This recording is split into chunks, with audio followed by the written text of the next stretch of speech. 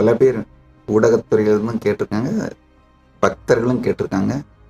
இந்த வெறுப்புகளை, வெறுப்பு தாக்குதல்களை எப்படி சாமி ஹேண்டில் பண்றீங்கன்னு. ஐயா நல்லா புரிஞ்சுக்கோங்க. இதுல அதாவது ஒருவருடைய வெறுப்பு எக்காரணம் கொண்டு என்ன பாதிக்க போறது இல்லைங்க. அவங்களுடைய வெறுப்பு பாவம் அவங்களுக்கு தான். அவங்க தான் அதை பத்தி, அவங்க தான் அதை எப்படி ஹேண்டில் பண்ணணும்னு முடிவு பண்ணணும்.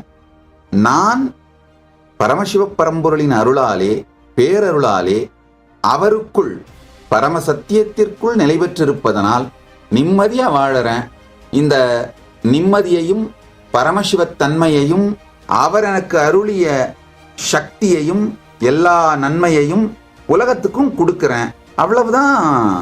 இதுல அவர்களுடைய வெறுப்பு என்னுடைய வாழ்க்கைக்கு irrelevantங்க. அதனால இதை எப்படி ஹேண்டில் பண்றீங்கன்னு நீங்க கேட்கும்போது அந்த கேள்விக்கும் கூட எனக்கு எப்படி பதில் சொல்றதுன்னு தெரியல. மேலும் விவரங்களுக்கு ஆஸ்க் நித்யானந்தா.